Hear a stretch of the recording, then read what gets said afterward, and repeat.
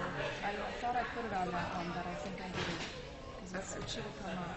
Okay, so Maybe I'll put this one in again and see why it's not. Maybe it just didn't take for some reason.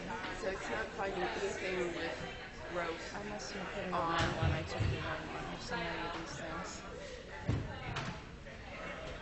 Yeah, it's not Can we finding inject that anything. one? Okay, so where is there? Is the person in charge of AV here today? Is there anyone else that knows how to use this that's here today?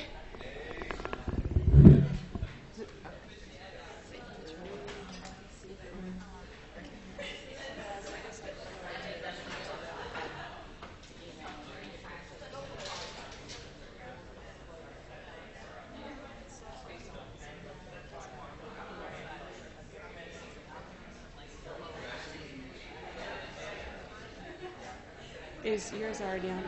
No, not that. They really need to come to class early.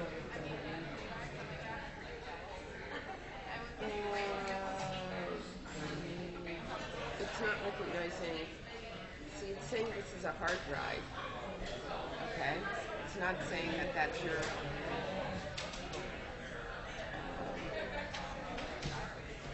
Yeah. But this is it? Yeah. Okay. Okay. Hi, are you AV for today? It's okay. No. I don't know who it is, but. Yeah, thank you.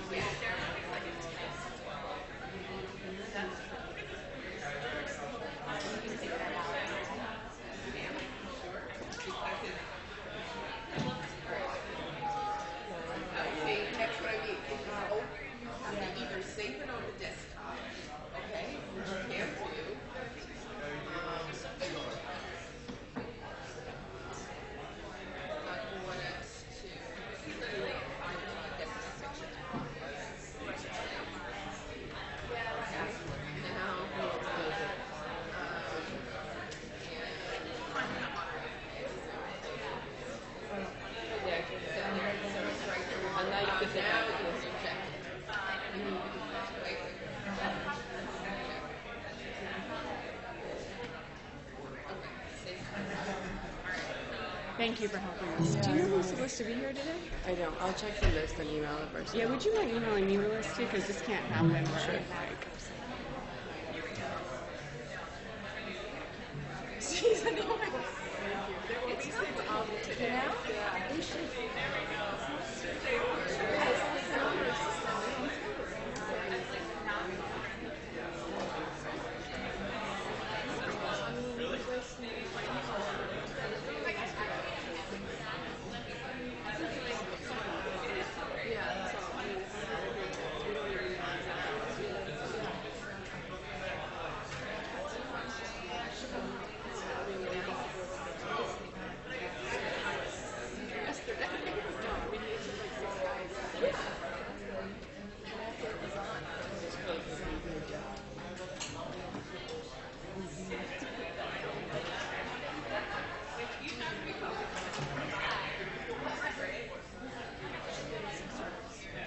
All right, so we could just get started. And Do if you guys pull- want to use this, just take it off. Oh, okay, sure. Podium, or do you want to? Let me just put this up as a.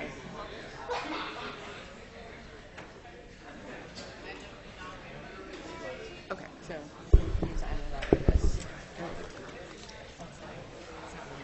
Oh, okay. Then I'll just stand. It's fine. Okay, you can start whenever you're ready. All right, thank you. All right. Good morning. I'm Dr. Kanoy. I'm a pediatric endocrinologist, and we're going to talk a bit about abnormal growth this morning with some focus on growth hormone disorders. There are no conflicts, and the goal for this morning's lectures is you should be aware of how we identify growth disorder or how they're classified. Recognize that there are gene defects involved in endochondral bone formation, which is the source of many growth disorder. Identify the various spots in the growth hormone IGF axis where we have abnormal growth patterns. Recognize patterns of abnormal growth associated with other hormonal abnormalities, and identify key genetic mechanisms involved in overgrowth syndromes. So I labeled this slide Classification of Growth Disorders and realized the slight misnomer. This is classification of growth disorders associated with poor growth, all right? It does not reflect growth disorders associated with overgrowth, all right?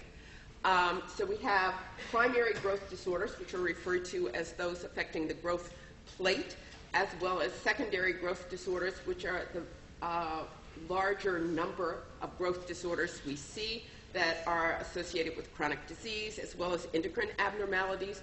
Growth hormone IGF-1 axis is the primary source, but other endocrine disorders like hypothyroidism and Cushing's disease are major potential causes of growth problems.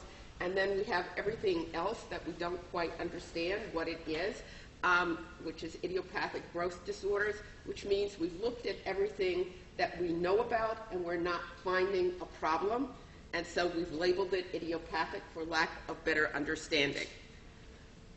This is to show you the growth plate, and you see that there is a section called the epiphysis, which is really cartilaginous, that goes through various stages of change as it becomes bone. Growth ceases when the epiphysis has matured into full bone. So the presence of an epiphysis means that there is an opportunity for continued growth, and that's what we look at when we do x-rays of hand and wrist for bone age. This is a picture of individuals with chondrodystrophies. There are multiple different ones. Each one looks different. This is metaphyseal chondrodystrophy, where the metaphysis itself is abnormal. And here we have hypophosphatasia, and beside it is a normal. This is femur, and down below you have tibia fibula, and you can see pretty smooth margins for the femur. The epiphysis is this clear space in here with part of it calcified. This part here, the smooth part here, is the beginning calcification of the epiphysis, and when it's fully calcified, there will be no space here. And you can see how disrupted that epiphyseal space is in hypophosphatasia, okay? As a consequence, these individuals really have abnormal body proportions. So one of the things we look at in growth assessment is upper-lower segment ratio. At birth, you're mostly trunk and very little leg. So your upper-lower segment ratio, which is measured from the symphysis pubis to the bottom of your heel, is short. Well, upper-lower segment ratio is long, 1.7, because you have short legs. And by the time that you are about 10 years of age, it's pretty much 1-to-1 and gets a little bit longer legs, shorter trunk as an adult, adolescent and adult. So the most common recognized form of chondrodysplasia is achondroplasia, and this shows an example of the very short long bone. This is the upper segment in achondroplasia, which is short. It's been shown to be caused by a gene mutation that's associated with advanced paternal age. The gene that's been identified is fibroblast growth factor receptor. And this is what happens with people with chondrodysplasias as adults or teenagers, which are almost adults, usually adult in size. This child is the same age as the rest of these on the football team with his peers. This school elected to include him in their sports and created an interesting shirt for him. I think, according to the story, he created it himself. But this is what happens with the chondrodysplasia. They are extremely short. Now, this particular chondrodysplasia, acromesomelic dwarfism, has been shown to be related to a defect in C natriuretic peptide binding to its receptor NPR beta. So this is a receptor that is a guanylyl cyclase activated receptor, GTP, converted to cyclic GMP by guanylyl cyclase. So when CNP binds, you get activation here. Most of the natriuretic peptides have to do with vascular reactivity. This particular one has to do with growth.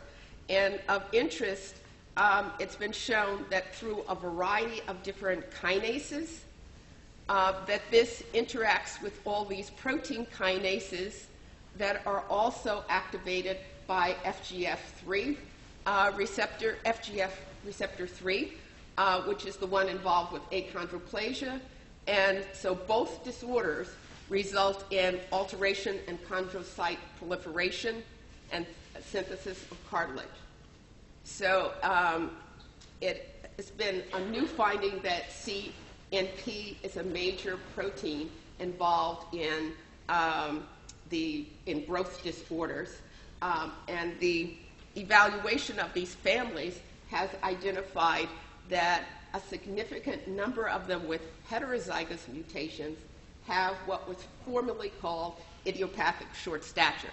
So pursuit of the investigation of what caused the severe chondrodystrophies led to the identification of C natriuretic peptide and its binding, and that this evaluation of the families revealed that heterozygous disorders give us idiopathic short stature.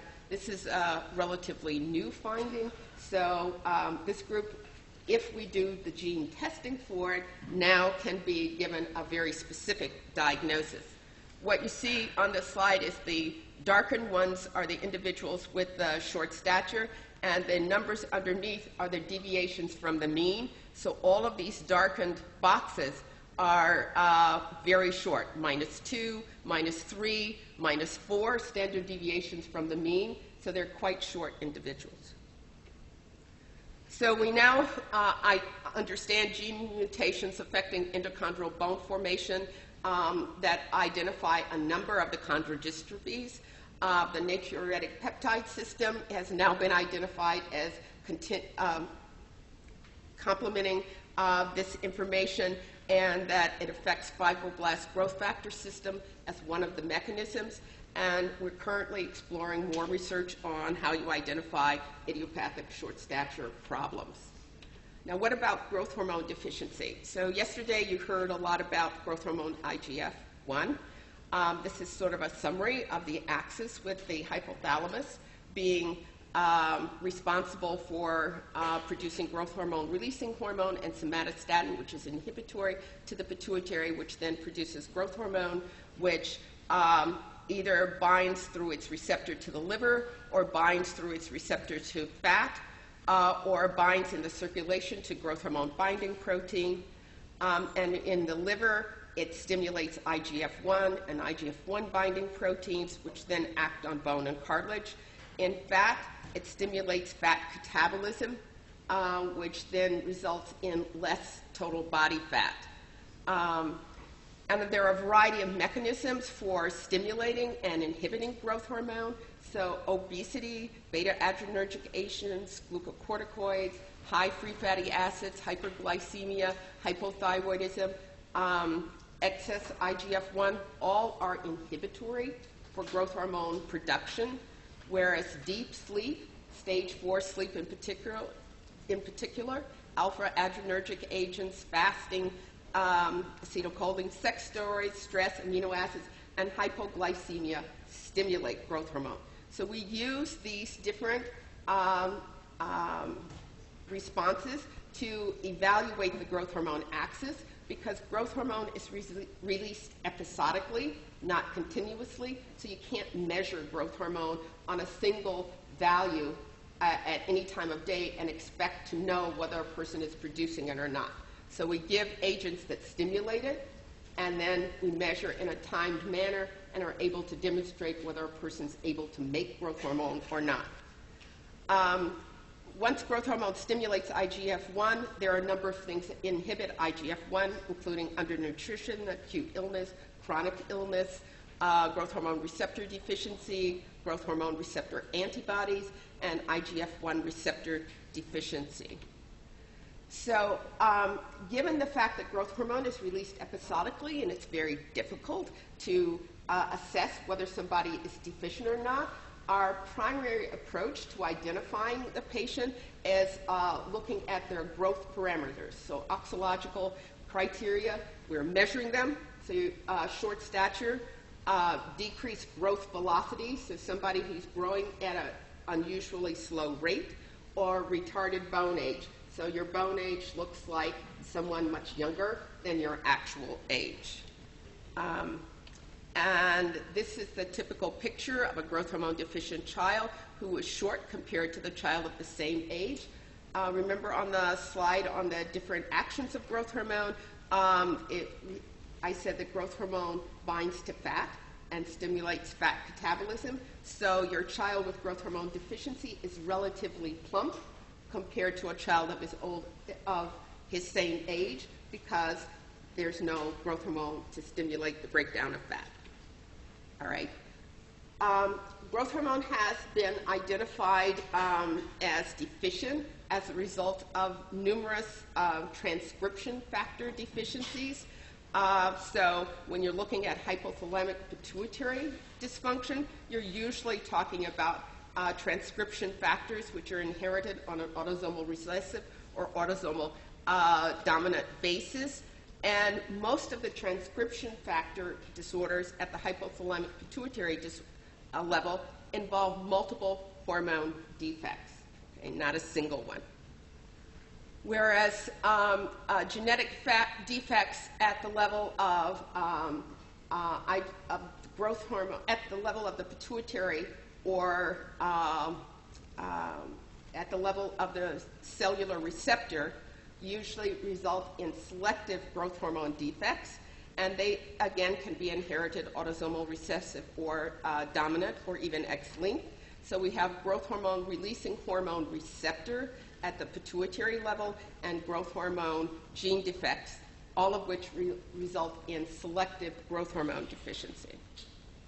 So this is what happens to the patient with growth hormone deficiency once you figure it all out and you give growth hormone. So you have them gradually decreasing and then increasing on growth hormone therapy. And there's quite excellent response to growth hormone therapy. However, we have identified people who seem to be growth hormone deficient who don't respond. And the classic one in this group is the Laurent dwarf, where when they're given growth hormone, there is no response in IGF-1. This says relative sulfation factor activity. Before we labeled it IGF-1, we called it sulfation activity because that's how we recognized it. And what you're seeing here is an individual with growth hormone deficiency given growth hormone, showing that sulfation factor increased, whereas the individual with Laurent dwarf, nothing happened. All right? And this is a picture of a middle-aged man, actually, or younger man, 32 years old, with a 17-year-old bride. He's suffering from Laurent dwarfism. There's a particular community with Laurent dwarfism in large number, and this man is the political leader of his community. So this is one of the reasons why we say short stature does not limit your ability to function in life. So the growth hormone receptor is a homodimer. It binds, when growth hormone binds to it, a series of phosphorylation reactions take place, including JAK. And these kinases all go through and mediate growth hormone's action. So you have growth hormone here binding to its receptor, causing a change in the configuration, which leads to activation of these kinases. The kinases that have been particularly identified are called STAT, signal transducers and activation of transcription. And STAT5 molecules have been major sources of transmission of activity that's important for growth.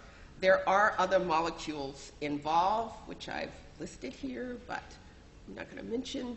And this is just showing you graphically growth hormone binding to its receptor, leading to STAT production, and that activating in the nucleus and leading to IGF-1 production and increased linear growth. So there's also the growth hormone binding protein, which is structurally identical to the extracellular domain of growth hormone receptor. And 30 to 50% of circulating growth hormone is bound to the binding protein. It has been useful as a mechanism of identifying individuals who have Laurent dwarfism. And then there's been proof of principle that all of these enzymes are important in the activation of growth hormone by looking at animal models where the growth hormone binds to its receptor. And then when you take these animal models that have all of these enzymes in there, you get 100% of your IGF-1. If you have an animal model that has STAT5 missing, you get about 44% of IGF-1. And if you have an animal model that has all the Janus kinase, STAT3, MAP kinase, P13 enzymes missing, then you get an animal with less than 10% of IGF-1 and extremely small in size. So this is definitely the mechanism through which growth hormone and its binding take place. So when we talk about the sites of defects for growth hormone, we can have them at the hypothalamic section where you have transcription factors, growth hormone releasing hormone genes. You can have them at the pituitary where, again, transcription factors or growth hormone releasing hormone receptor or the growth hormone gene defects are involved, all leading to decreased growth hormone. You can have defects at the level of the liver where growth hormone is not binding to its receptor and therefore not stimulating IGF-1, and a whole series of enzymes are not activated in this manner. And that you can also have genetic defects of IGF-1 synthesis, and then you can have decreased effect of IGF-1 at the growth plate.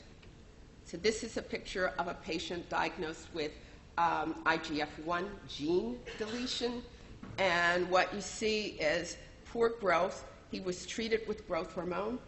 It had no effect on his growth, and he continued to grow poorly because he was unable to generate IGF-1, which was similar to the animal models that were demonstrated. Okay. And this is just a summary of those same pathways here. And IGF-1 in particular has its effect at the level of cartilage. There's also a short stature homeobox gene and the NPR2 that I mentioned before, all of which are important for cartilaginous growth, so that you have all of these defects contributing to growth. I think I'm going to stop here so that Dr. Frieda can continue. with growth hormone disorders. There are other hormonal disorders involved. I mentioned hypothyroidism. I mentioned Cushing's. You just need to be aware that those are involved in linear growth. There are slides there for you to look at and see the impact of them, given the use we have of steroids for anti-inflammatory disorder, well, for inflammatory disorders, where we're using them for their anti-inflammatory effect. They can be a significant cause of growth problems. Okay. Let's see there. How do I stop? No. Maybe intro. There we go. There we go. Okay, so let's see if I can.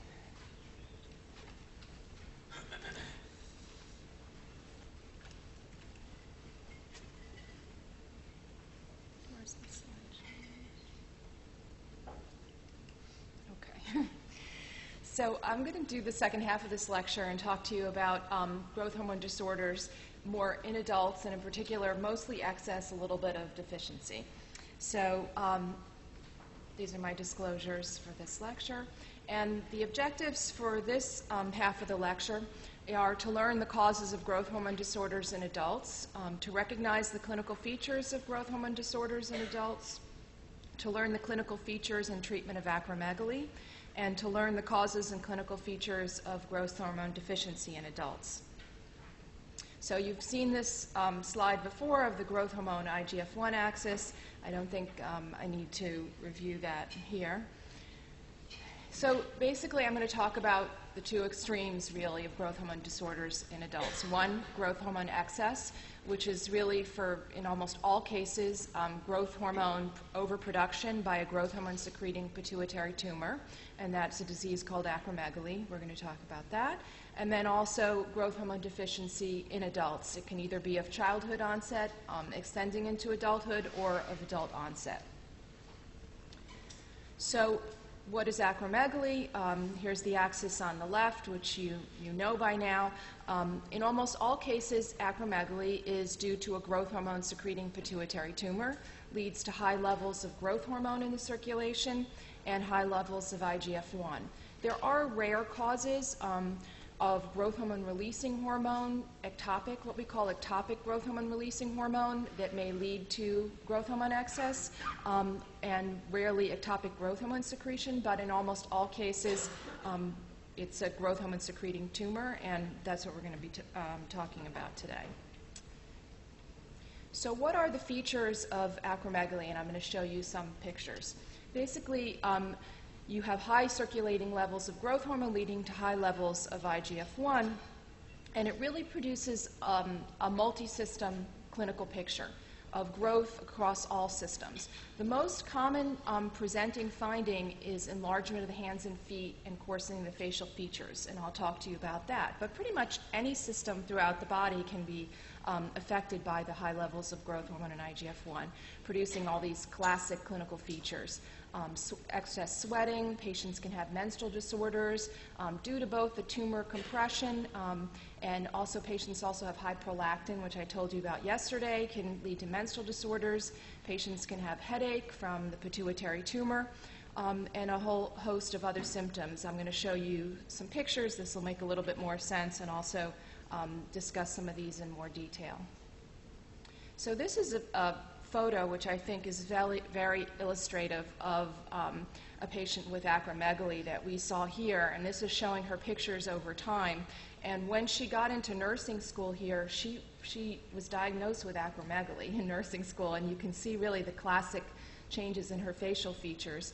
And then over time, it became worse and worse. She decided, though, not to get treatment until finally she presented here at this last picture with actually heart failure from the growth hormone excess, which is, we rarely see it now from acromegaly anymore, but it was really the leading cause of death of acromegaly when it couldn't be treated. But fortunately, she did get treated, which I'll tell you about the treatments, and improved significantly.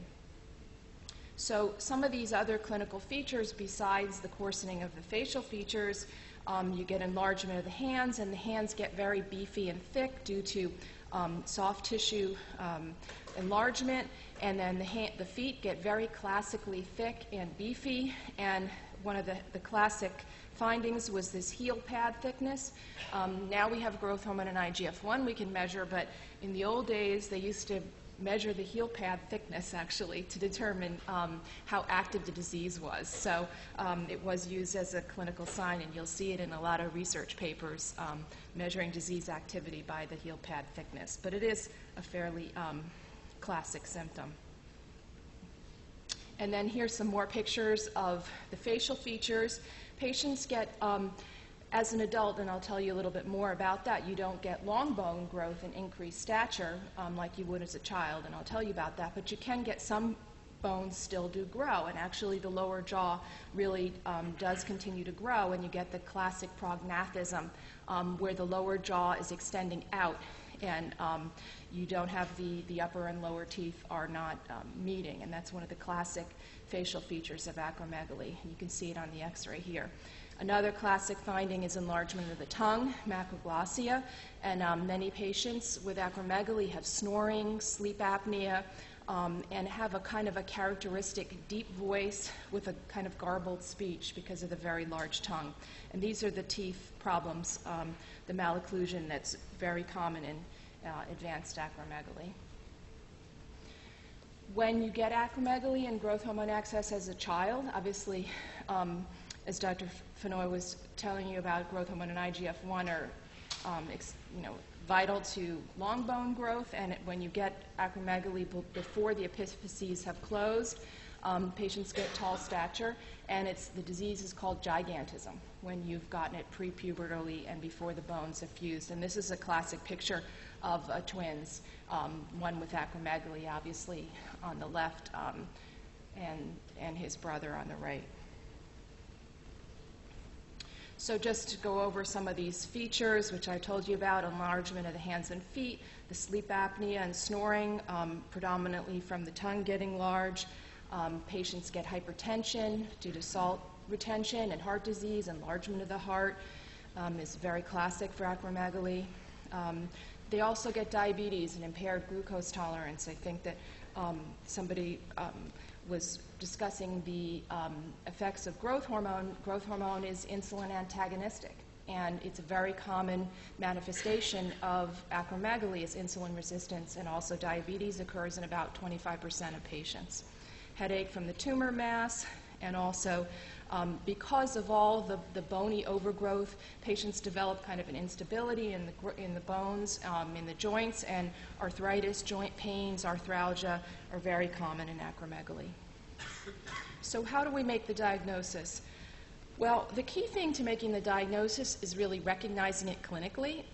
I spoke to you yesterday about the incidental pituitary tumors, and we do pick up some people with really no clinical features nowadays who had a scan done for unrelated reasons. We find a tumor, and then we do the biochemical workup, and they turned out to have acromegaly. But that's uncommon.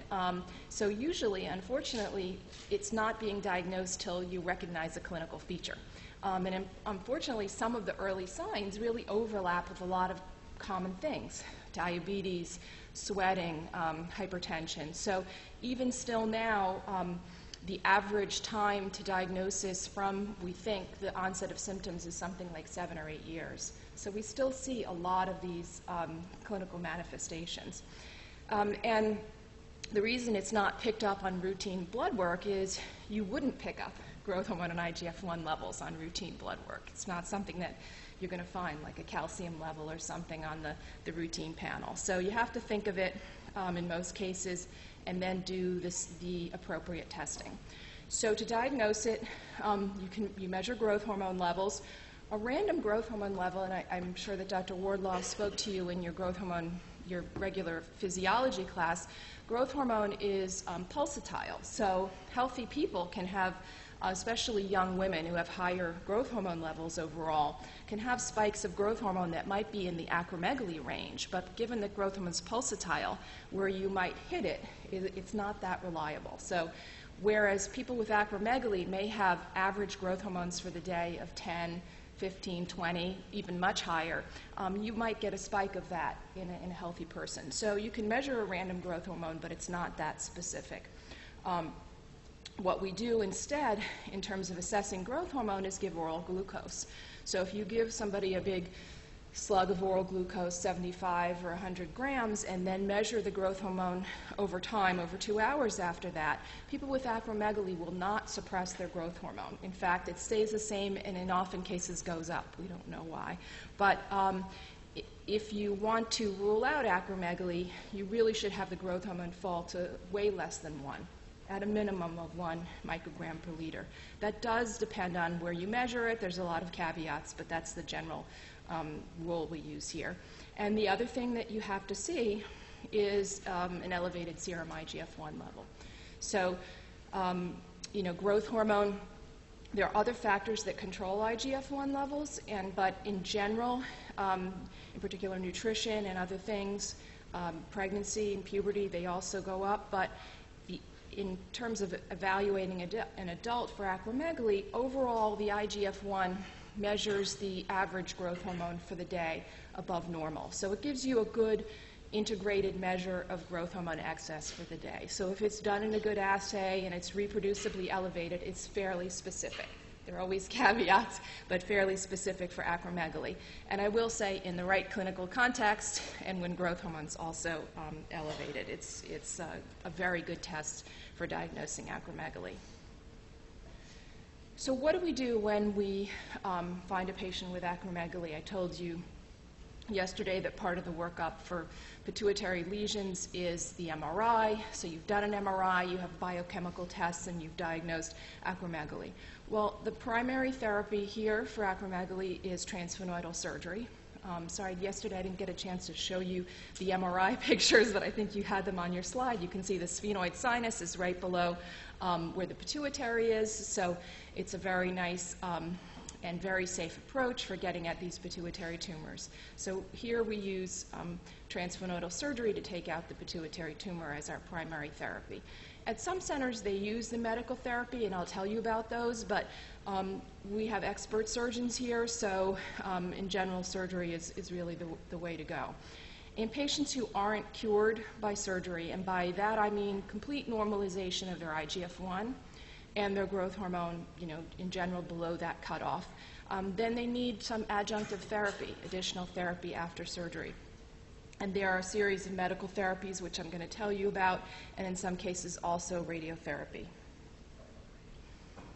And why, again, I'm just to reiterate why surgery here we think is first-line therapy is the patient has a nice, not too large or invasive tumor. The surgery rapidly lowers the growth hormone. It has the potential to cure somebody, and really the only treatment that has the potential to cure the patient right away, and will immediately lower the growth hormone, reduce the tumor size and mass effect, which I showed you the picture of the very large tumor yesterday with visual field deficits. Obviously that's a major concern in addition to lowering the growth hormone. And the complication rate is really very low from this surgery. So in the patient who, let's say, isn't cured from surgery, what are our options for medical treatment? And the nice thing, one of the nice things about treating acromegaly is we have therapies that sort of act at different points along the axis. And so it's nice to think about them in terms of where along the axis they work, and there are pros and cons, to each different approach. So here's a schema of where the tumor is, and we have one class of medications called somatostatin analogs, which are analogs, long-acting, of the natural inhibitor of growth hormone somatostatin. And they are given by injection, and I'll tell you a little more about some of them, peripherally, and feedback and inhibit growth hormone secretion at the level of the tumor. So associated with them would be lowering of growth hormone and shrinkage of the tumor in some cases when it works. So that's one area. The dopamine agonists that I told you about, really excellent for prolactinomas, have a little bit of effect in acromegaly for unclear reasons, because they kind of paradoxically suppress growth hormone. They can be used also in some people with acromegaly, more so the ones who also have a lot of prolactin coming from their tumor, and they seem to inhibit growth hormone. Then going down the axis, we also have another class of medications called it's a growth hormone receptor antagonist. There's only one available right now. And basically this works by a very different mechanism. Basically it blocks growth hormone at its receptor, blocking growth hormone signal transduction through the growth hormone receptor, which you heard about, lowers IGF-1, and has basically the same clinical effect, but growth hormone levels do not go down, and the tumor doesn't shrink because it's working peripherally. So by a very different mechanism, but also your end result normalizing or lowering IGF-1 levels gives you the same clinical effect basically, but the effects on the tumor are different. So what are the somatostatin analogs? Just so you know, this is the structure of native somatostatin, and these are the two long-acting somatostatin analogs in clinical use, lanreotide and octreotide, and they're given predominantly by depot injections, monthly or deep subcutaneous intramuscular injections, and they normalize IGF-1 levels maybe only in about half of people, but when they do, they generally keep the tumor from growing and improve the signs and symptoms and are very efficacious in those people. Just a little more about the growth hormone receptor antagonist, just so we're clear about that. It's a mutated growth hormone molecule, works as an antagonist at the receptor. The levels of growth hormone do not go down. In fact, they go up a little bit. There doesn't seem to be something you'll learn about maybe in the Cushing section called Nelson syndrome, where if you take out the adrenal glands in somebody with Cushing's, the pituitary gets very large and the tumor grows. It doesn't seem to be like a loss of feedback causes the tumor to grow exponentially, but the growth hormone does go up a little bit, about double, while treating this with this medication. But patients in general do well. Most of the tumors don't grow excessively. So just to summarize, like goals of treatment of acromegaly, we want to get the growth hormone suppressed, we want to normalize the IGF-1, and usually when you achieve this biochemical control, you also relieve the signs and symptoms of the disease. Whichever treatment you choose, whether it's a combination, whether you need surgery, somatostatin analog and pegvisomant, and also maybe radiation, which is very possible. You're going to need all of these in some people. You definitely have to think about the tumor size, because unfortunately most of these are large when they present. And another treatment of any pituitary tumor, including acromegaly, is to preserve the pituitary function. So you don't want to go in and take the tumor out and take the pituitary out. That wouldn't make we don't do that. So we just take the tumor comes out and the rest of the pituitary stays, and in general when you take the tumor out, the pituitary function gets no worse. Sometimes it gets better. And these medicines are not without side effects. We don't really have time to go into all of them, but they do have side effects, and you need to watch people for those. So just a little bit about growth hormone deficiency in adults. You've heard about this now a few times, but in adults, we do stimulation tests to evaluate for growth hormone deficiency. It's a bit different than in children, whereas the IGF-1 is very good for evaluating excess. You can have many patients with adult onset growth hormone deficiency who don't have a low IGF-1. If it's low and they're in the setting of panhypopituitarism, meaning all the other hormones are out, the chance of adult growth hormone deficiency is high. But you can still have somebody with growth hormone deficiency who has a low normal IGF-1. So that alone we can't use to treat somebody with growth hormone deficiency. So in most cases, in those patients, we also need to do a stimulation test. And the stimulation tests I think you've heard about already. You can do something that stimulates growth hormone to see if it goes up appropriately, or you can do something that will lower the inhibitory effects on growth hormone and lead to a rise in growth hormone. So there are various different stimulation tests, and if you've diagnosed, you've evaluated a patient for growth hormone deficiency and you find that the growth hormone doesn't go up normally and it's the right clinical setting for growth hormone deficiency, then you can consider treating them. And what are the etiologies in adults? You've heard a lot about this, and there's overlap in adults and children, obviously. You could have somebody with a hypothalamic disease, and most of these would have already been, diagnosed in childhood and passed on to adulthood. You could have a pituitary disease. That could be a pituitary tumor or some other pituitary disease that I told you about yesterday. Kind of anything that's infiltrating or pressing on the pituitary can cause growth hormone deficiency. And then all these peripheral effects to generate IGF-1. Dr. Fenoy just told you about a lot of those. In adults, it's most commonly a pituitary tumor. If the growth hormone deficiency was not present in childhood and you just diagnose it in a normal height person, et cetera, the most common cause of new onset growth hormone deficiency in an adult is pituitary tumor.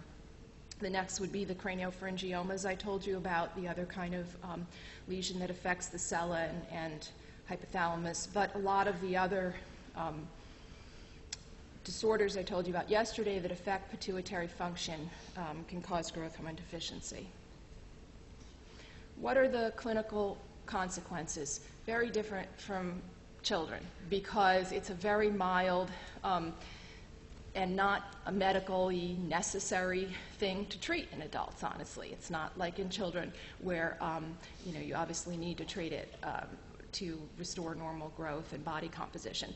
In adults, the effects are there, but it's more mild, and some people are more severely affected, and I will say it's controversial to a certain extent how aggressive you should be about treating adult onset growth hormone deficiency, and it will vary from center to center. Some pituitary centers are very aggressive about treating everybody with even mild growth hormone deficiency, and some centers are much more conservative. But overall, there is a syndrome of adult onset growth hormone deficiency, and the main features of that are increases in the lipids, the cholesterol. You see definitely increases in some of the cardiovascular risk markers, in particular CRP, also homocysteine. And there is this abnormal body composition that Dr. Fenoy told you about, because growth hormone really is lipolytic. And there's a whole very interesting thing behind this that I don't have time to go into, but in the acromegalics, because of the high growth hormone, actually, they have very low body fat, very low, and it goes up after you treat them. And so you kind of see the opposite in growth hormone deficiency, where the central body fat, in particular, the visceral fat and the central adiposity is increased. And when you treat them, it does get better. It's not a cure for central obesity in garden variety, although some people have used growth hormone in just growth hormone people to try to burn central fat, but there are issues with that, but it will do it a little bit. They also have decreased bone density and a decreased quality of life. And when you treat with growth hormone, in general, these do improve somewhat, although it's variable. The drawbacks are that it is an injectable treatment, and it's a daily injectable treatment. It's very expensive. Obviously the insurance needs to pay for it, but you can treat them. There may be some longer-acting weekly formulations coming out for adults. But right now it's a daily subcutaneous injection, and you'll get modest improvements in a lot of these things. So that's it. I finished a little early on time. Okay. Thanks a lot. Come up again if you have questions about today or yesterday or anything. I have a concluding slide. I forgot. I needed a concluding slide, but I forgot. I think because I was cutting it short, I forgot to do it like a concluding slide. I hit myself a note. I learned a lot from your lecture. I didn't know about this new gene thing. So interesting. Yeah, I know the gene thing has become a big deal these days. Really big for growth assessment. Yeah, because we're just like, hit the tip of the iceberg with all this. It's so interesting. Yeah. Okay. I do have a question. Okay. Maybe in acromegalic patients, because they increase lipolysis, do you see associated metabolic disorders like they live as a patient or something? No.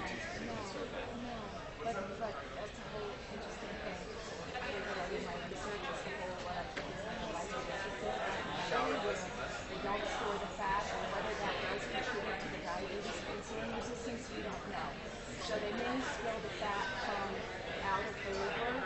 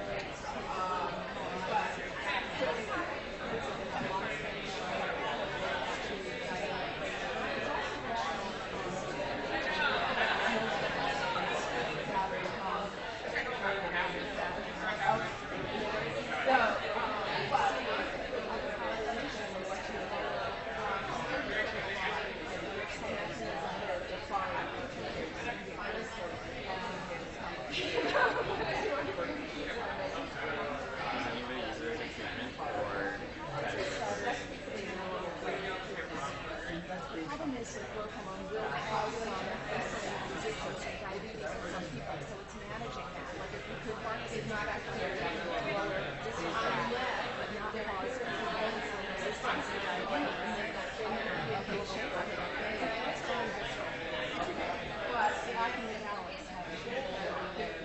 especially in men, it goes up and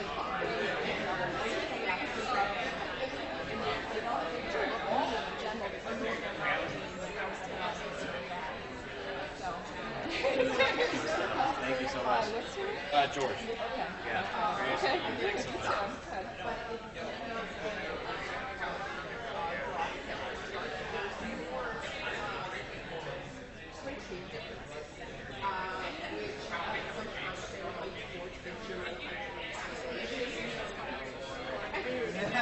yeah, and one of the things that was really the growth starts prior to World War II. Okay, Asian Americans were very small and what we saw is actually movement of population from Asia to the U.S., normalization of Asian Americans towards the U.S. Okay, so there isn't as much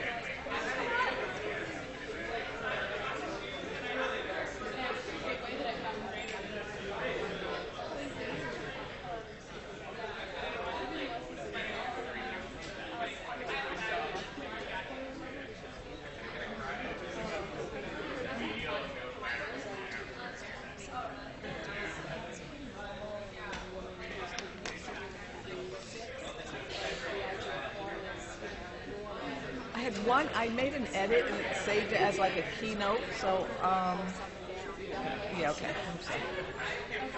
You still work here? Oh my God! That's so funny. I swear to God, I feel like I did this 2 months ago. It's ridiculous. Yeah, it is. It does go by quickly. How much are you? So this test was without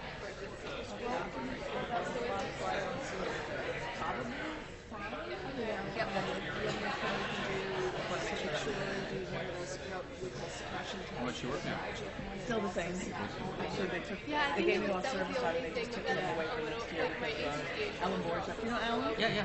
He left. Oh, I know that. I know that. So now somebody else has to fill in for him, and so now we're squeezing more out of him. Yep. But you, Yeah, I'm just primarily running the course, which is fine. you like it? Yeah. it's not such Sorry. Yeah. Whatever.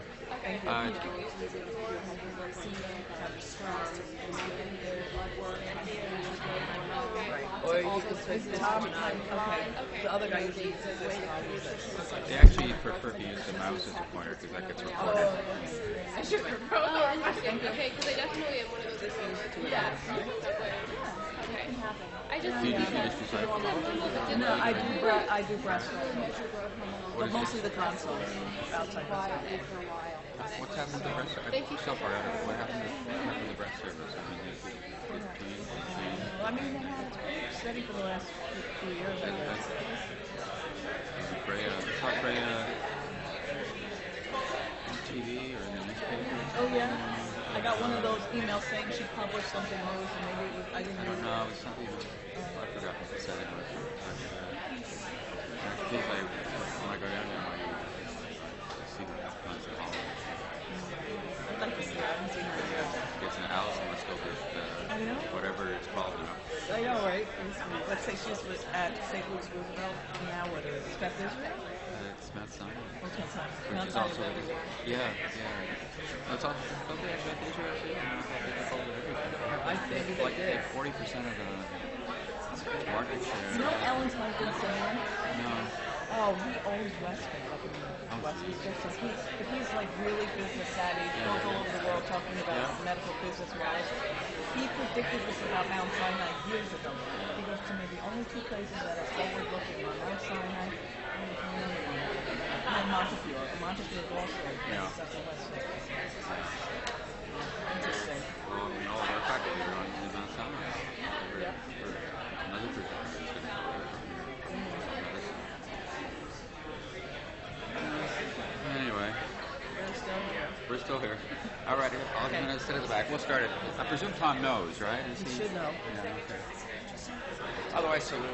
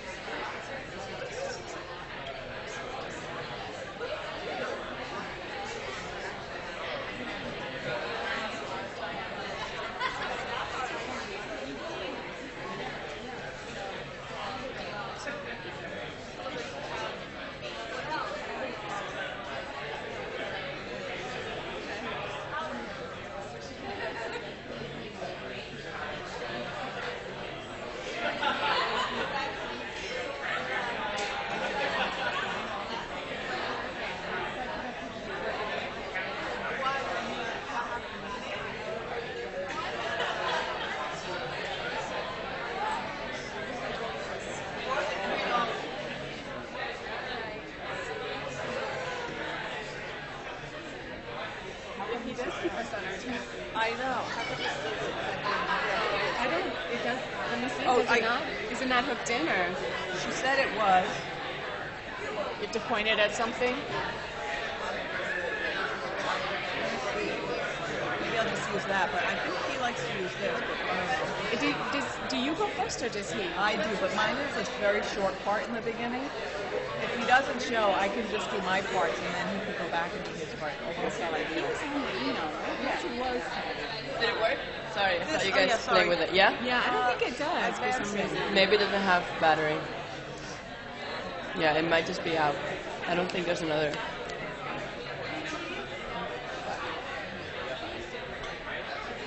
I can advance it for him if he wants. Yeah, sorry. It's okay. Thank you for helping us. I know it's not your. Yeah, no worries. So our pointer doesn't work either then, I guess. Yeah, no. But, Oh, the mouse. yeah. The other thing is we don't take the whole 2 hours, so we could wait a little bit. We have today and tomorrow. We could wait a little longer. Yeah, and then Doesn't matter. I switched it around actually, so I'm like counting this as a working day anyway. the thing was, if they cut the order, they would have had Memorial Day and then my No problem. I'm like, that doesn't seem right. Yeah, I understand. I'm like, I'm really we just want one weekend. You can just relax, yes. So I have to do the lab. The endocrine lab tomorrow. Not at all, really. But I want to like turn his way afterwards because he's still, as of today, giving me the PowerPoint. I've never done it before, so you don't have to go relearn the histology. Yeah, Patrice is really good. Yeah.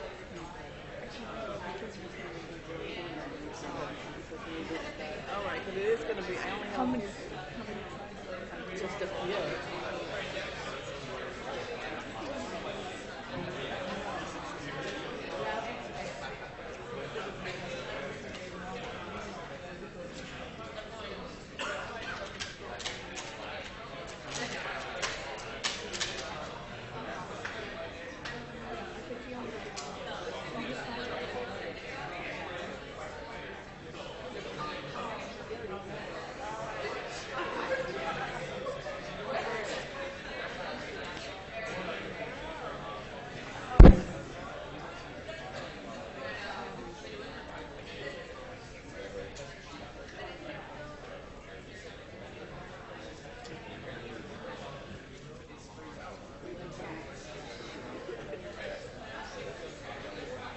Do you want to do an intro?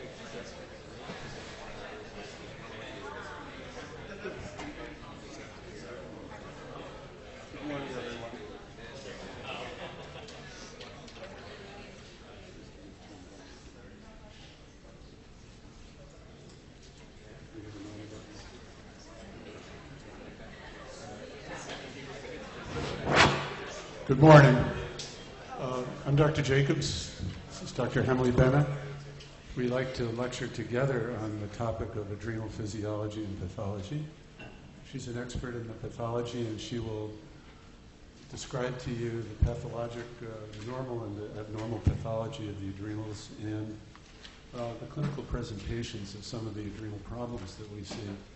I'll talk to you about some of the biochemical tests that we use to distinguish people who have adrenal problems from those who don't. And feel free to ask any questions along the way. Diane? Okay, I'll use this one. See if we keep that.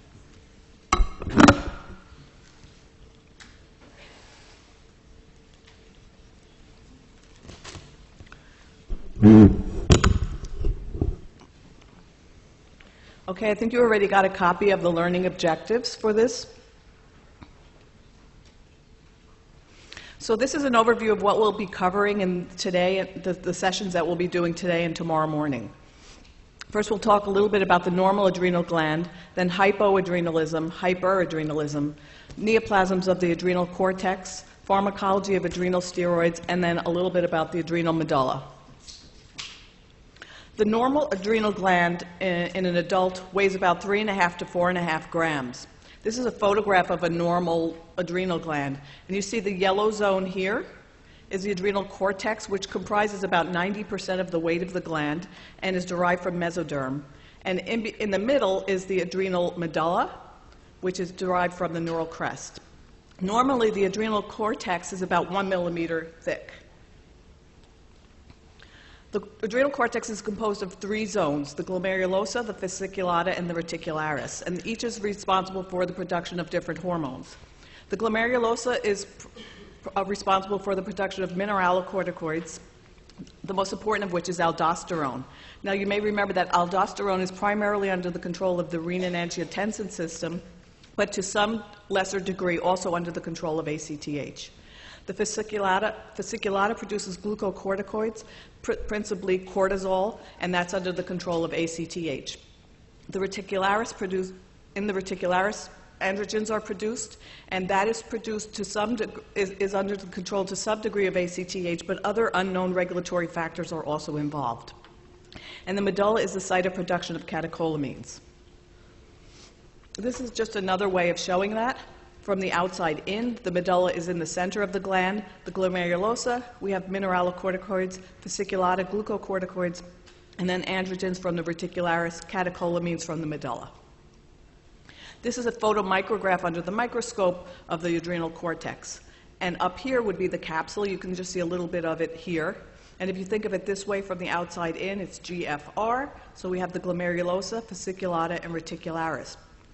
The glomerulosa is this relatively narrow zone here of lipid-poor cells. And then below there is most of it, 75% of the cortex here, is composed of the cells of the fasciculata. They have clear cytoplasm because they have more abundant lipid. It's the lipid-containing steroids that give this appearance. And it has these cords of cells. And in between is this anastomosing network of capillary sinusoids. And then the reticularis is another relatively narrow zone composed of what's called compact cells. They have more eosinophilic cytoplasm, and again, they have less lipid in them, so they don't appear as clear as these cells. Now we'll move on to the normal physiology of adrenal steroid secretion.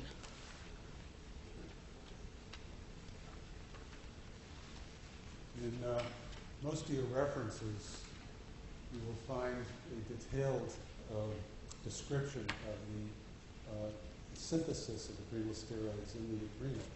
And only those of you who are going on to be endocrinologists need to know this.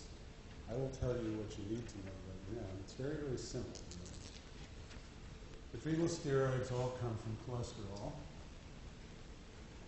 which is carried by LDL to the adrenal, transferred to the adrenal, The side chains cleave to get a compound called pregnenolone. Excuse my handwriting. And this goes in three different directions. Pregnenolone is synthesized in the glomerulus to aldosterone and some other mineralocorticoids. In the fasciculata to cortisol, also known as hydrocortisone, same thing. And in the reticularis to adrenal androgens. The first of these is dihydroepiandrosterone. It's not really much of an androgen, but it's the source of the activating. This is converted to a compound called androstenedione, which then goes to testosterone. Testosterone, as you know, is a potent androgen. Androstenedione can also be aromatized in the A ring of the steroid compound to an estrogen called estrone, and testosterone will be aromatized in the A ring to estradiol, which is the main estrogen in humans and a very potent estrogen. Okay. And of course, this can happen. So all estrogens come from androgens. Okay? That's the point. Testosterone has another fate.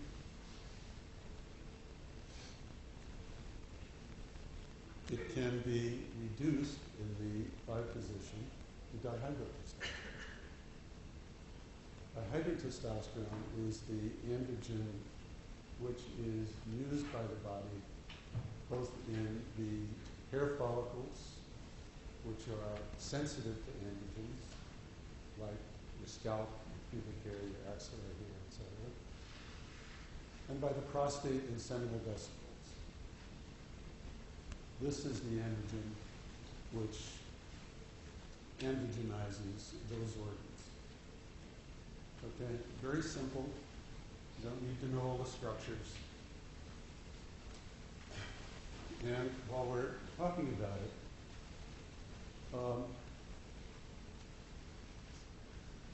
remember that the adrenal glands, and we're going to be mostly talking about the production of cortisol here, but the other compounds as well, are under the control of the pituitary, which makes ACTH, stimulates the adrenals to make this stuff. And the pituitary is under control of the hypothalamus, which makes 2 compounds which travel down the hypothalamic portal system. One is corticotropin-releasing hormone, CRH. The other is vasopressin, or ADH. You're probably equally important in controlling the secretion of ACTH from the hypothalamus. And of course, into the hypothalamus comes all kinds of neural and chemical stimulators and control mechanisms, some of which we're going to discuss, which have to do with the adrenal hypothalamic pituitary axis. Okay? Now,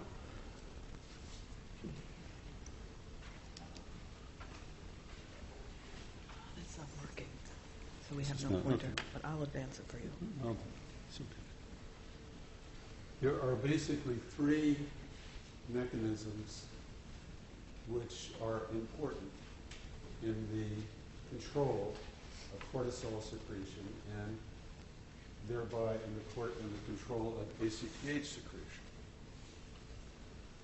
The first is a normal diurnal periodicity, which is entrained on your sleep cycle. And I'm going to show you serum cortisol levels taken over a 24-hour period in 4 different individuals. And you can see the shaded parts where they're asleep. You actually get a... It doesn't work. Doesn't work. Sure. And when you go to bed at night, your serum cortisol levels are pretty close to zero. They're really low.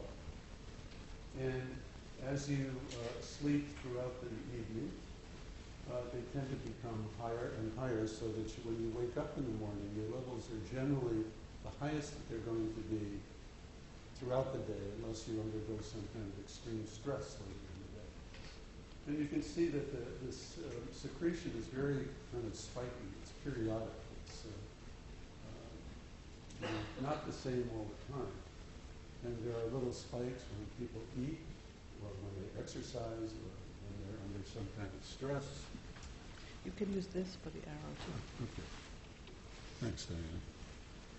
And the upper slide here is a series of measurements of ACTH taken every 15 minutes over a 24-hour period. And this periodicity is, should become very clear to you. Lots of spikes during the day, there are a few spikes at night, but it all comes with about a 1-hour cycle. About once every hour, your hypothalamus decides to signal to the pituitary to put out some ACTH, and your adrenal gland responds by making cortisol. The lower panel is simply an analysis, a computer analysis of rates of secretion of ACTH. And you can again see how exaggerated this is. It's on again, off again, on again, off again. But generally with this periodicity. Okay. The second major control mechanism for ACTH and cortisol secretion is the so-called feedback inhibition. Glucocorticoids, of which cortisol, the hydrocortisol, is a good example, can be suppressed by giving an individual an exogenous dose of glucocorticoid. And you can see that here. The solid line is what is a cartoon of what cortisol does in a normal person during the day. If we take that individual and at 11 o'clock at night, give them a very low dose of a glucocorticoid called dexamethasone, and I'll explain later what kind of a structure that has. This is very potent, and it's not measured in the cortisol assay. But after absorption from your stomach, it goes into the circulation, feeds back at both the level of the pituitary and the hypothalamus to suppress the secretion of ACTH. And in a normal person, by the time you wake up at 8 o'clock in the morning, serum cortisol levels are very, very low, usually less than 2 micrograms, with normals being 10 to 20. And later in the day, the individual will escape from that low dose of dexamethasone. But this is going to turn out to be a very useful test in the evaluation of patients who make too much cortisol, so-called patients with so-called Cushing's syndrome. So remember, the third mechanism is stress. And this is where all the brain inputs into the hypothalamus influence ACTH and cortisol secretion. And this is an old slide showing the response of serum cortisol to little operations, but also to big operations. And the place that we see the highest levels of cortisol secretion, of course, are in the ICUs, in patients who have sepsis and hypotension and who are undergoing life-threatening stress. They're even higher if you can imagine that in the normal person, about 90% of cortisol is bound to a cortisol binding protein, and when people are in these situations of high stress, the binding protein doesn't change, but the cortisol levels go way up, so the free cortisol is probably 3 or 4 or 5 times what it is in the normal ambulatory healthy person. And how much cortisol can the 2 adrenal glands make in response to stress? if your normal day-to-day output is 8 to 10 milligrams per day, under the highest stress, you can make about 150. Okay, that's a big increase. And if you don't make that much, you're much more likely to succumb to the stress of infection or hypotension. Okay. How do we assess the HbA axis? It's the specialty of endocrinologists. But, do we use corticotrophin-releasing hormone acids? CRH. You guys have probably heard about CRH, which you're studying a little neurophysiology. It's a neurotransmitter in the brain, and it's a neurotransmitter elsewhere in the body. For instance, the bladder has plenty of neurons which secrete CRH.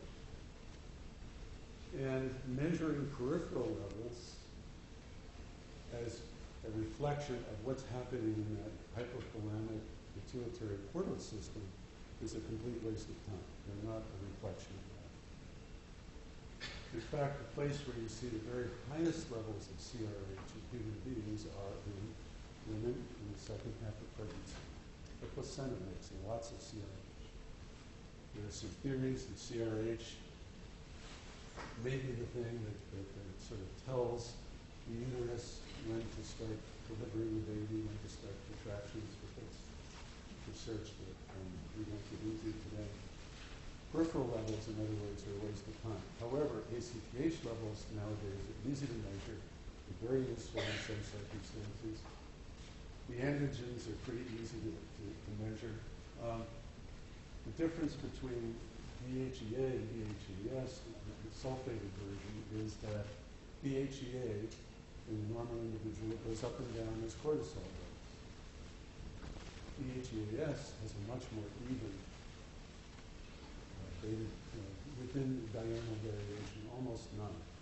And it's 10 times as plentiful in normal serum as DHEA. So when we're thinking about, does this person have normal amounts of adrenal androgens in their circulation, I tend to order a DHEAS. What is it?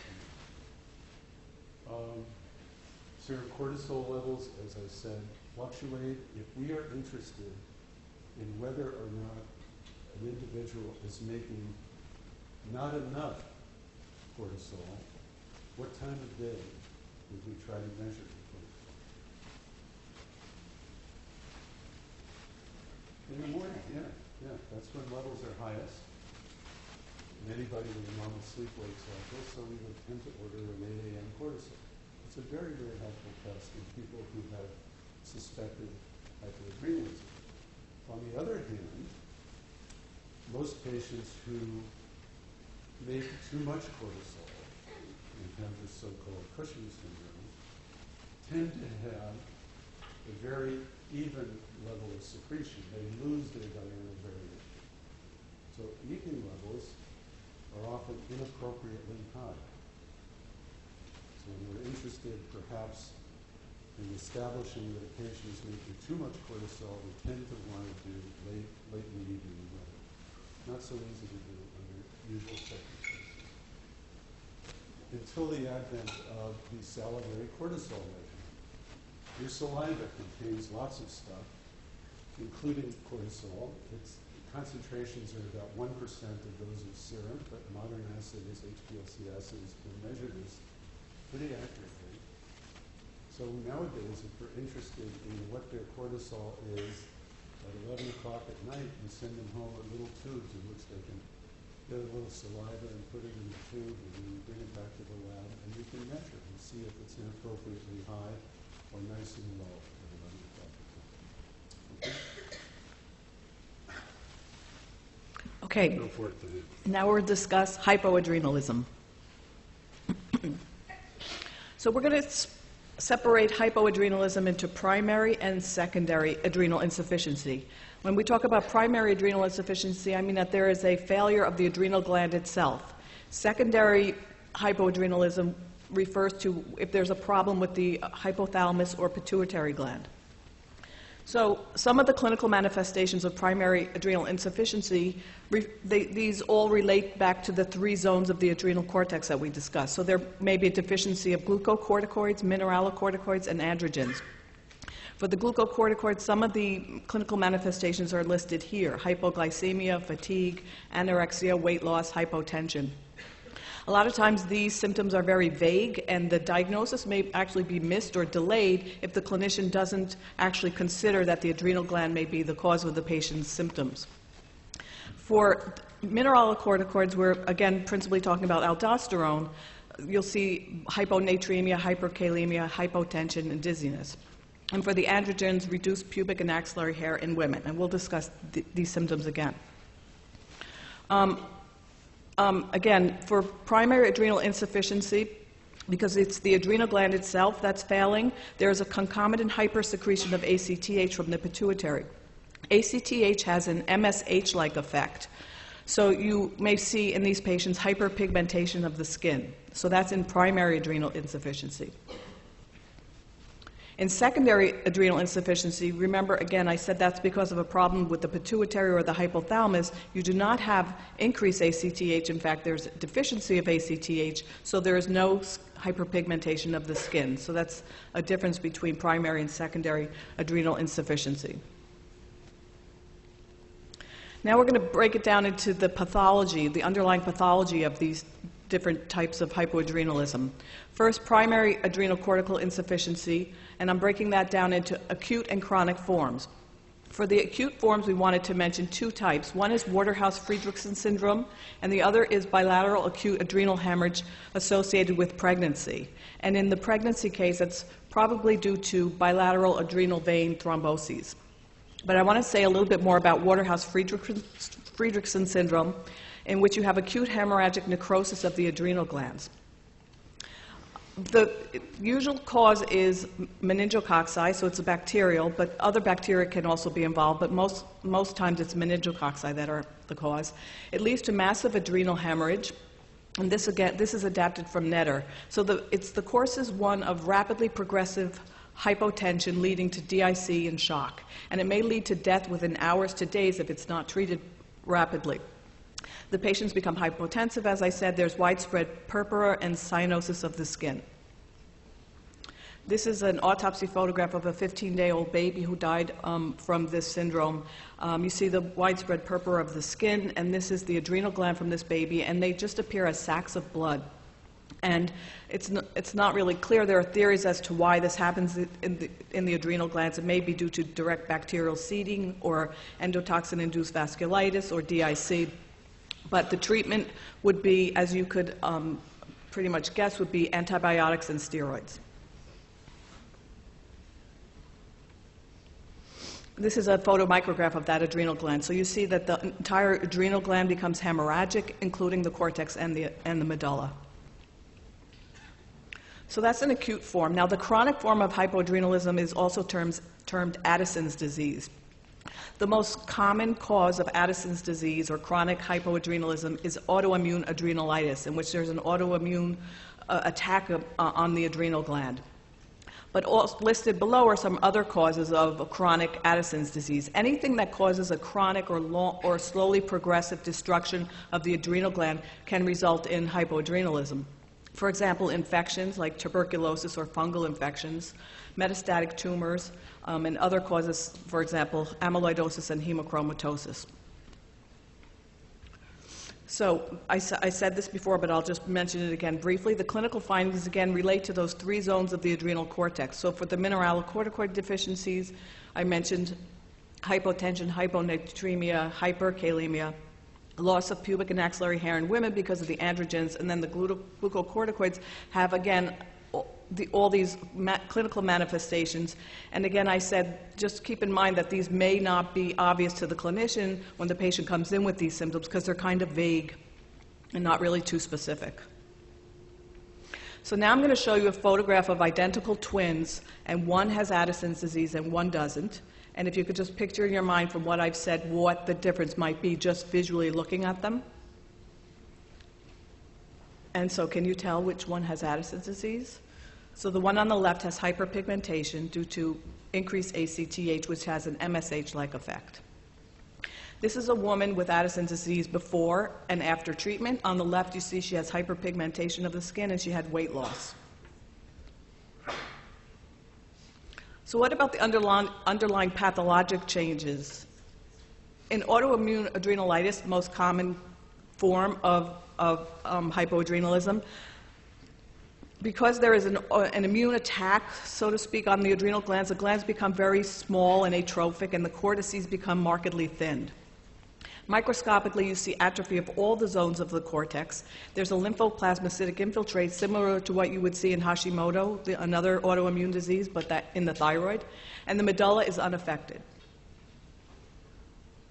So I also said that another cause of hypoadrenalism could be metastatic tumors in the adrenal gland. For example, this is a case of lung cancer metastatic to the adrenal gland. But at least 90% of the adrenal cortex must be destroyed before you start to see clinical manifestations. So the tumors have to be pretty large and destroy a lot of the cortex. This is tuberculosis involving the adrenal gland. Tuberculosis used to be the most common cause of hypoadrenalism. Now it accounts for about 10 to 15%. This is a photomicrograph, and you might remember from histology that it's a necrotizing granulomatous processes of the multinucleated giant cells.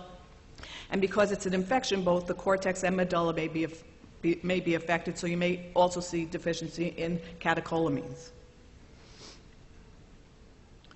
Okay, so we talked about primary adrenocortical insufficiency, and I gave you the example of Waterhouse-Friderichsen syndrome as an acute form, and then the chronic form is Addison's disease. Secondary adrenocortical insufficiency occurs when there's any disorder of the hypothalamus or pituitary leading to diminished ACTH. So anything that can destroy that area, so infection, pituitary tumors, metastatic carcinoma, again, or irradiation, anything like that. Okay, let's talk about how to diagnose hypoadrenalism.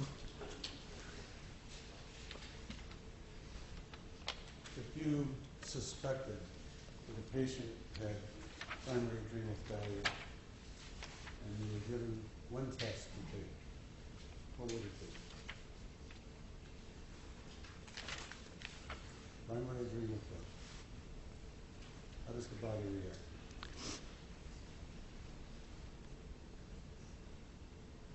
The pituitary senses the lack of cortisol and ACTH levels go up. And the next slide shows you how good a test is.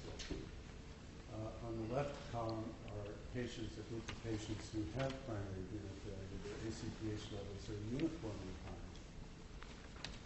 And in the right-hand columns, under the organic, these are the two patients who have pituitary tumors, which have caused ACTH dysfunction.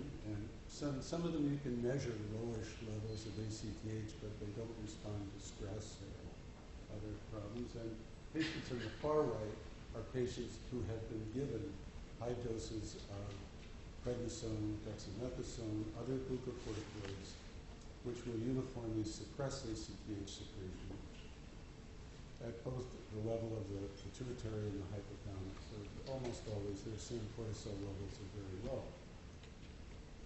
And this is a test that was used for years, and we still use it on occasion to try to distinguish whether or not patients' adrenal glands are functioning and maybe what the cause is. If you take a normal person and get them at 9 o'clock in the morning, when their serum cortisols are robust, and then you give them ACTH or cortisone, which is a non-allergenic form of ACTH, what happens to their ACTH level? Or what happens to their cortisol level? They go up. Usually they double or more in size. It's on the normal subjects on the left. But as long as they go up over 20 micrograms, we're happy. In the middle section are the response of patients who have primary adrenal failure. Their ACTH levels are already sky high, and you give them a nice big slug of ACTH, and what happens to their serum cortisol? Nothing. Okay? They have a flat response. And it's very typical of patients who are symptomatic from primary adrenal failure. And you can see that the kind of the baseline morning values are a little variable. Sometimes they're very low. Sometimes they're sort of kissing the bottom of the normal range. Okay? But the characteristic response is that they just are flat. They don't respond. In the third panel are a group of patients who have adrenal failure related to tumors of the pituitary gland. And you can see some respond a little bit, and some respond somewhat vigorously to ACTH or cortisone. And that difference in response tends to be a reflection of the amount of time that they've had ACTH deficiency. The patients who have had tumor hemorrhage last month or last week tend to still have a nice vigorous response of their adrenal glands to ACTH. Patients who've had ACTH deficiency for months to years tend to have a very sluggish response. You can jack that up by giving them ACTH for several days, but it accounts for some of the variation in their response. So they respond, but they don't respond normally. And you can sometimes use that information in making a diagnosis of secondary adrenal failure. Okay. Now, that diagnosis, secondary adrenal failure, is sometimes not so easy to make. How do we manage it? It's usually in patients who have had surgery for tumors or who have craniopharyngiomas or who have infiltrative diseases of the hypothalamus, and they're feeling tired, and maybe they have or haven't lost a little weight. And you measure their serum cortisol, and what time of day do you measure it? In the morning. You want to know how high it goes. And suppose it's 8. Normal's being maybe 10 to 20. So you're still a little bit on the fence. We can do this ACTH or cortisone stimulation test. Often helpful. If we are in a research setting, we might want to stress the patient with either pyrogen or hypoglycemia. If we took one of you, gave you 10 units of insulin intravenously, and measured your serum glucose, about a half hour later, it would be below 30 or 40. And you would be sweating, and your heart would be going fast, and your pituitary would be pouring out ACTH and growth hormone for that matter, but ACTH is what we're interested in. And we can measure the response to hypoglycemia. And sometimes it's just a little hard to make up your mind. So in the right setting, we will sometimes give patients just a smidgen of glucocorticoids, and if they call you the next day and say, "Doc, you are great. I feel so much better," then you know they're a little ACTH deficient. Okay? And finally, when you're dealing with primary adrenal insufficiency, as Diane said, you really try hard to make a diagnosis of the cause. And in adults, she went through the major causes. There's also this genetic cause of adrenal lipodystrophy, which you think was rare, but it's not. With several patients who have this problem. It's a problem with the excretion or the metabolism of long-chain fatty acids, and if you can't metabolize them, they accumulate both in the central nervous system, but also in the adrenal gland. And sometime during their life, these patients develop adrenal failure. And in kids, it's even more complicated because some of them are born with, troubles with adrenal enzyme deficiencies, which can present either in infancy and kill the kid if they can't make cortisol, or later in life if they have a partial deficiency. And lots of other things. If they can't make POMC, if they don't make a certain number of transcription factors, then they can't activate this HPA axis and respond normally. And these diagnoses have to be made early in life, or the kid can die of adrenal failure. Okay. Okay, we're moving on to hyperadrenalism. There are 3 distinctive clinical syndromes in hyperadrenalism, and again, they refer back to the 3 zones of the adrenal cortex. So excess cortisol is called Cushing's syndrome. If excess aldosterone is called primary hyperaldosteronism, and excess androgens adrenogenital or virilizing syndrome. And we'll be discussing the first two, the conditions of excess cortisol and aldosterone. In clinical practice, most cases of Cushing syndrome are the result of administration of exogenous glucocorticoids. Many patients are given glucocorticoids for many different medical conditions, and so that's, in real life, the most common cause of Cushing syndrome. I'm going to show you four total causes of Cushing syndrome and divide them in a couple of different ways. First, endogenous and exogenous. So I would call the exogenous form iatrogenic, or when patients are given glucocorticoids or are taking glucocorticoids. But the endogenous, let's split that up. So the first one I'd like to discuss is Cushing's disease. So notice the overarching term is called Cushing's syndrome. Cushing's disease is one type in which there's a pituitary microadenoma. So there's usually a small tumor in the pituitary gland that's producing ACTH.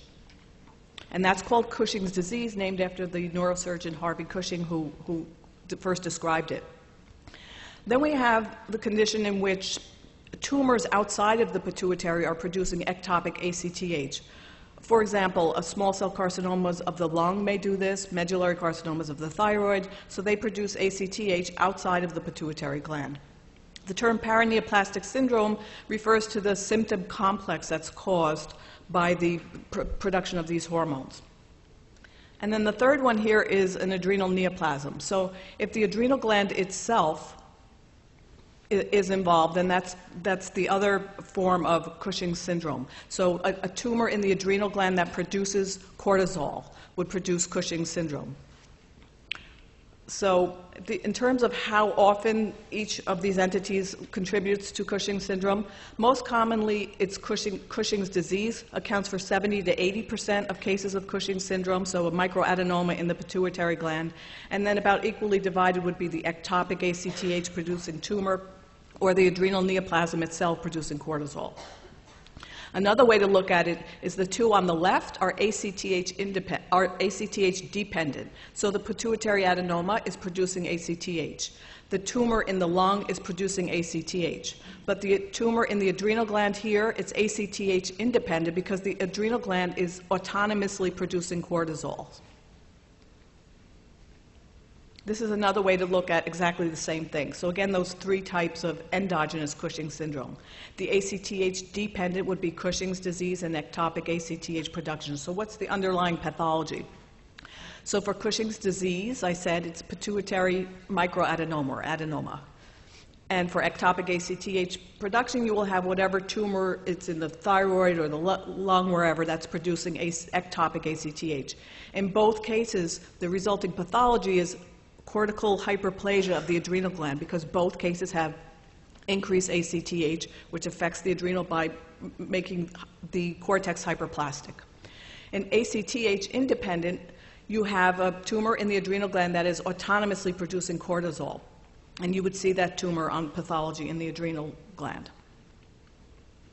So let's look at, this is another Netter illustration of Cushing's syndrome. So on the left, again, we have those same three causes of Cushing's syndrome. It's cortisol. The result in all three is hypercortisolemia. So even though we have different underlying etiologies, they all lead to increased cortisol. The pituitary adenoma, the ACTH-producing tumor, and then the adrenal tumor, which may be benign adenoma or malignant carcinoma. We'll discuss that later in this lecture. So the effect on the patient is pretty much the same. So this is a classic illustration from Netter. There's a redistribution of adipose tissue, so there's a dorsal fat pad on the back and a pendulous abdomen. In contrast, the arms and legs become thin. The skin is thin, and there are stria which are in the skin, which are usually most obvious on the abdomen. There's a classic round face called the moon facies. There's poor wound healing. And these are the underlying reasons. So there's hydrocortisone excess accounts for all of these symptoms. So hydrocortisone causes increased protein catabolism, so you have collagen breakdown, so you have easy bruisability of the skin. and the abdominal stria, and there's bone resorption, so there's osteoporosis, there may be bone fractures, impaired wound healing, there's atrophy of the type 2 myofibers, so you have muscle wasting, especially the proximal limbs, and these patients are immunosuppressed. They may become diabetic because cortisol has a gluconeogenic property and also decreases absorption of glucose into the cells, and the patients may have some psychiatric symptoms. For the adrenal androgen excess, you may see hirsutism in women, as demonstrated here, deepened voice in women, acne, abnormal menses. And for the mineralocorticoids, you may see hypokalemia, but this usually occurs in cases where there's ectopic ACTP production, like from a tumor. This is an exaggerated example of the abdominal stria, what they may look like. It's usually not that obvious. And this is a cross-section of a brain showing a pituitary adenoma, but I want to emphasize they're usually not this large. They're usually maybe 3 to 4 millimeters, and they may not even be detected on MRI, these little microadenomas. So the result, again, is adrenal cortical hyperplasia. This is the normal adrenal gland that I showed you in the beginning of the presentation, and then this would be in a case in which you have cortical hyperplasia from any of those underlying etiologies, and the cortex is thickened and the overall weight of the gland is increased.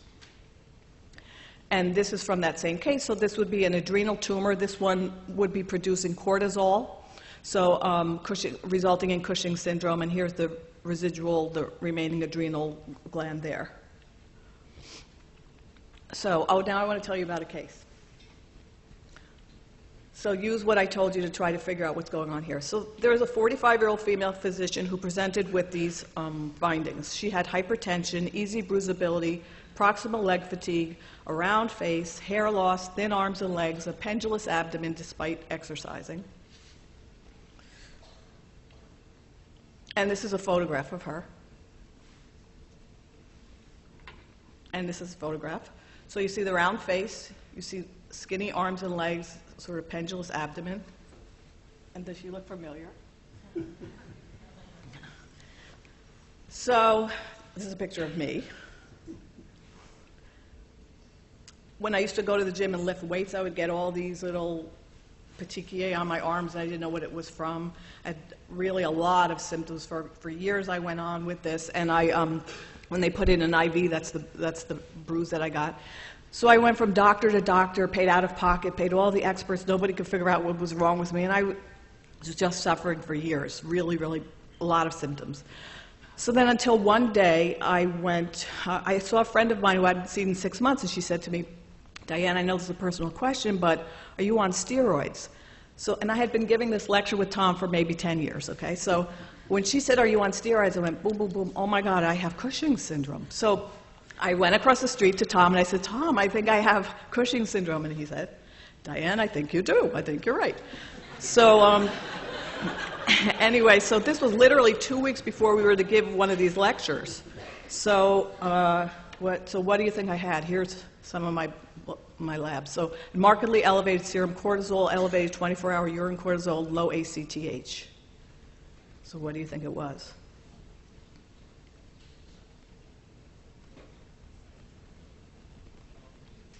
So I had an adrenal adenoma that was producing cortisol. So I had the adrenal gland removed, and for a year I had to be under Dr. Jacobs' care. I was on prednisone tapering doses because my body was used to such high doses of cortisol. And it was just very unusual, a lot of muscle aches and everything, and I would have to call him and say, "Can I take a little more prednisone?" So it took really a year to taper off of it. And then it was funny, because, not funny, but things came back that I hadn't had for years, like my mild asthma came back, my eczema came back, because I was having cortisol mask all those symptoms for a while. So here I am pre-treatment, and there I was post-treatment. So my point to you is, if you remember nothing else, remember this, that happened to me, because if you're a clinician and you're really not thinking about it, who really thinks about the adrenal gland except for people who are endocrinologists? So really, people could just go on suffering for years and maybe never find out what's wrong with them. Okay, so we talked about hyperadrenalism due to excess cortisol. So it also can happen with aldosterone. So primary hyperaldosteronism If there's just as I had a tumor that was secreting cortisol, if you have one that secretes aldosterone, it's called Conn syndrome. You can also have bilateral adrenal hyperplasia producing aldosterone. But we'll talk about the adenoma and look at, again, Netter's depiction of it. So it may look the same. You couldn't look at this pathologically, this adrenal tumor, and tell, is this one producing cortisol or is this one producing aldosterone? It's really not that possible to tell the difference. So let's say this one is producing aldosterone. These are some of the findings. So aldosterone causes sodium retention and loss of potassium. So you'll have hypertension, polydipsia, polyuria, hypernatremia, which causes expansion of the fluid volume, so the patients may have congestive heart failure. Hypokalemia, the patient may have twitches, so he's depicting that here. Okay, so should we do this? Okay.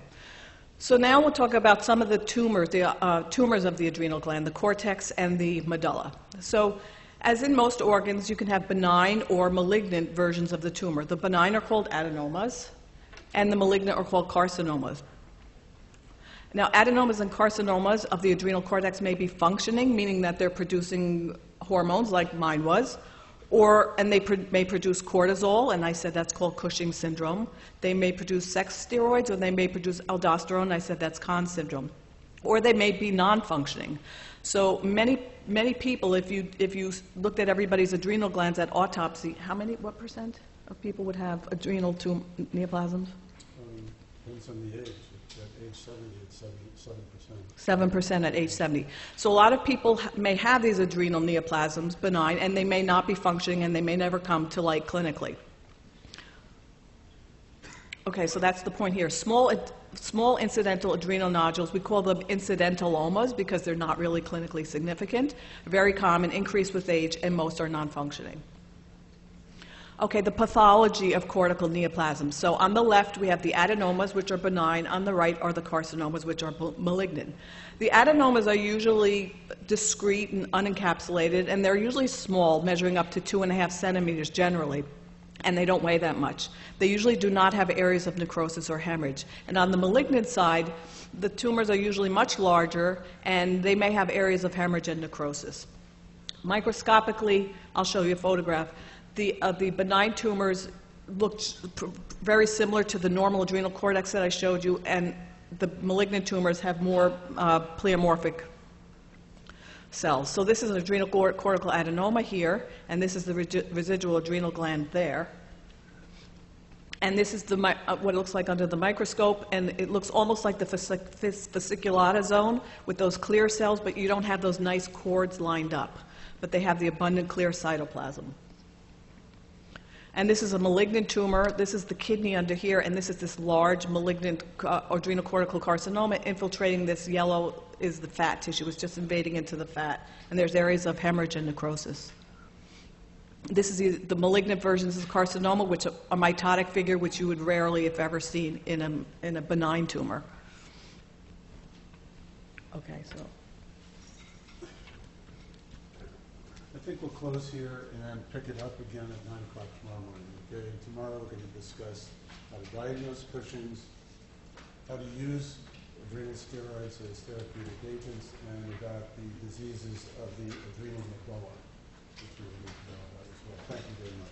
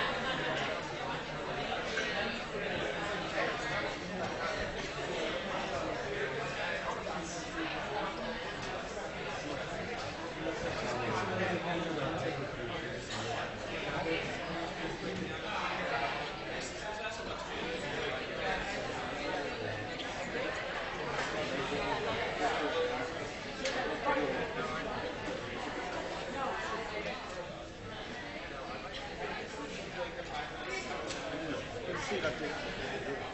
Good lecture. Good lecture.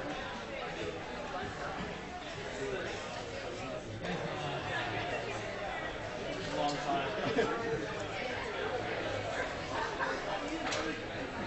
was pretty good. You can tell when I go to class. I pretty soon assume that I'll go to class or study or do anything.